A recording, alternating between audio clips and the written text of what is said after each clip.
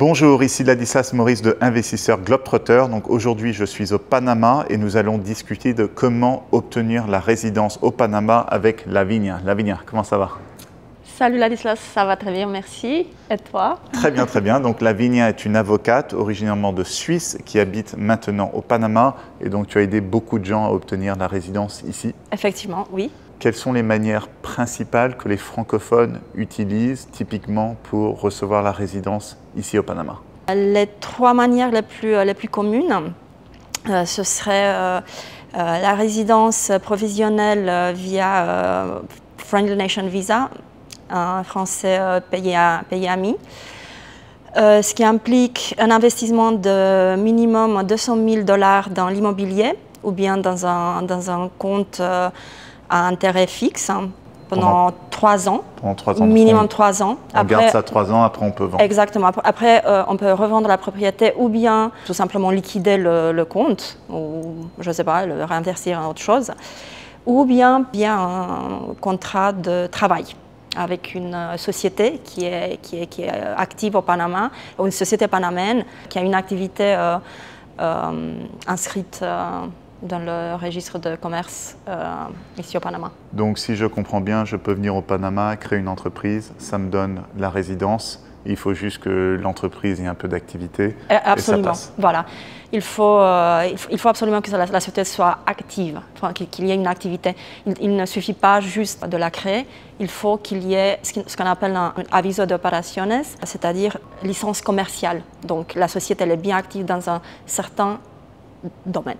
Ok, très bien. Voilà. Donc, si je fais ça, donc si je fais un investissement de $200 000 où je crée une entreprise, donc je reçois la résidence temporaire. Alors, ça s'appelle provisionnel. Ok. Donc, provisionnel, c'est 2 ans. Au bout de 2 ans, il faut réappliquer pour la permanente sur les mêmes bases, sur les mêmes documents.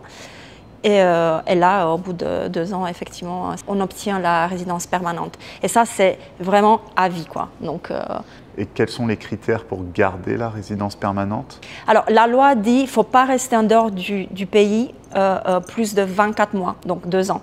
Alors moi, ce que je dis à mes clients, faites l'effort de voyager tous les 12 mois, quoi. Ok. Au moins, juste par sécurité. Ok, Voilà. mais donc, fondamentalement, une fois tous les 2 ans, exactement, ça passe. Exactement, ça passe.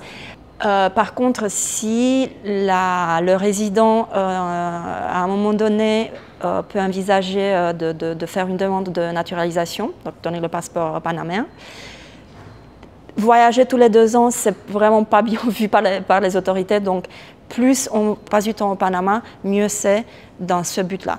Après, s'il n'y a vraiment pas de plan de naturalisation, voilà, une fois tous les 24 mois, pour un minimum de 24 heures. Ok, clair. Voilà, ça c'est clair et concis.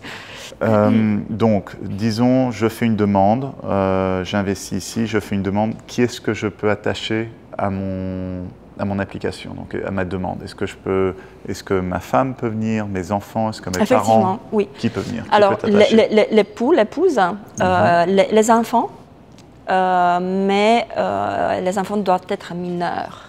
Ok, enfants mineurs. C'est pas jusqu'à 25 ans? C'est jusqu'à 25 ans, mais à ce moment-là, il faut prouver que l'enfant en question est étudiant au Panama. Au Panama. Faut qu'il soit étudiant ici au Panama. Okay. D'accord. Bon, et qu'il est dépendant. Ou bien, effectivement, si... Donc il peut s'inscrire à une université pas très chère et ça passe. Voilà, tout à fait. Et puis voilà. Et sinon, si, je ne sais pas, il a une certaine incapacité, un certain handicap. Ouais. Okay. Alors à ce moment-là, oui, jusqu'à 25 ans, ils peuvent être attachés à la résidence familiale. Et puis les parents de l'époux, de l'épouse, voilà. Des deux. Voilà. Même s'ils ne sont pas dépendants. Même s'ils ne sont pas dépendants. De toute façon, c'est une formalité. Donc, même si les parents ils sont absolument indépendants et puis ils ont leur propres moyens, il peut faire la demande avec la famille. Voilà, donc vraiment c'est vraiment intéressant comme plan B. Une personne fait la demande et en gros tout le clan peut débarquer. Alors tout le clan non, parce que tu ne peux pas attacher les frères, sœurs et les oncles, les cousins. Voilà. Donc seulement époux, épouse, les enfants et puis les parents. Ok. Voilà, c'est tout. Pour les pays amis, donc ça comprend la France, la Belgique, la Suisse et le Canada aussi. Oui, tout à fait. Alors, il y en a beaucoup plus que ça. Hein.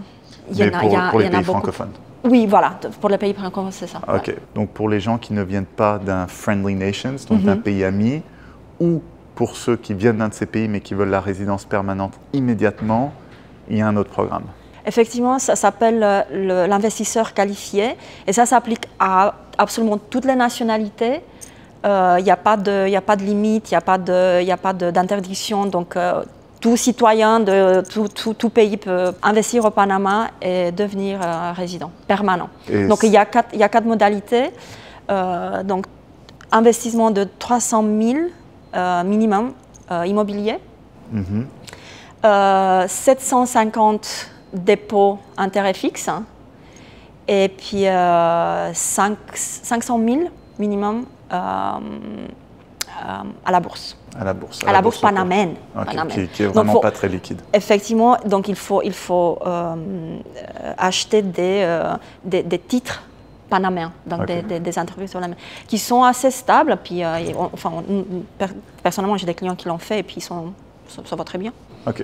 Et pendant combien de temps est-ce qu'ils doivent garder ces investissements? Voilà, ça c'est le petit bémol, c'est qu'il faut garder cet investissement pendant 5 ans. Okay. Chaque année, il y a un contrôle du ministère du Commerce, de la promotion économique, qui va exiger que le résident en fait prouve que l'investissement est toujours au Panama. Ok, donc 5 ans. 5 ans, ouais. Voilà, donc si vous êtes francophone, que vous voulez la résidence permanente immédiatement, c'est ce programme qu'il faut choisir, ou si vous êtes africain, si vous êtes libanais, maghrébin, etc.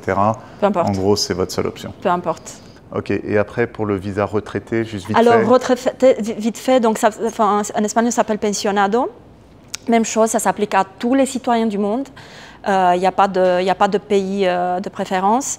Et il faut simplement avoir une pension ad vitam de minimum $1000 mensuel par mois. Et ça, ça peut être une pension publique ou une pension privée? Alors privée, mais que ça soit une institution de pension. Et c'est pas. Alors je fais une fondation moi-même et puis je mets $1000 par mois et puis je me paye moi-même. C'est pas ça. Ni une banque ou je sais pas quoi. Il faut que ça soit une caisse privée, mais vraiment. Ok, un truc sérieux. Un truc sérieux, quoi. Et évidemment, donc, la retraite de l'État, en fait. Ça, c'est ce qui marche le mieux. Ok, et donc, quels sont les documents que l'on doit amener avec soi quand on vient faire une demande de visa? Donc, je te contacte, Lavinia, je te dis, je veux faire le Friendly Nations Visa. Voilà. Je viens avec ma famille et tu me dis, ok, très bien, viens avec ces documents au Panama. C'est toujours la même chose, c'est le casier judiciaire apostillé. Ça, c'est sine qua non, c'est vraiment impératif. Donc, si la personne est seule, donc c'est juste ça. Il y a juste ça à amener. Et puis sinon, si la demande elle est faite avec des membres de la famille, donc pour l'épouse, le certificat de mariage apostillé. Pour les enfants, le certificat de naissance, les certificats de naissance, enfin s'il y a plusieurs enfants, apostillés. Et s'il y a des parents, les certificats de naissance pour prouver qu'en fait, prouver le lien entre les applicants et puis les parents. Quoi. Donc il faut prouver les liens. Ouais. Si je viens tout seul, pas besoin de certificat de naissance. Si la personne fait la demande toute seule, juste le casier judiciaire. Apostillé. Ok. Est-ce que tu as des clients qui ont des casiers où il y a des petites choses écrites? Est-ce que ça passe? Oui, ça passe. Alors avant, la procédure elle était un petit peu différente. On faisait une sorte de demande de clearance auprès de l'Office de la population. Il disait oui, non, puis ensuite, voilà, on avisait. Maintenant, en fait, on applique directement et puis on verra bien s'ils acceptent ou pas. Ok. Alors, s'il s'agit d'un, je ne sais pas moi, il faut que ça soit un délit mineur, hein, faut pas... Donc, s'il y a, je ne sais pas, s'il y a fraude ou, enfin, je ne sais pas moi, agression physique, attaque, je ne sais pas, non, ça ne va pas passer. Il faut que ça soit vraiment mineur. Je sais pas. Avoir bu, un DUI. Voilà. Voilà. Même possession de drogue et ça ne passe pas. Ça, Okay. Ici, c'est très grave. Ouais. Ok, très bien. Que ça soit très, très léger.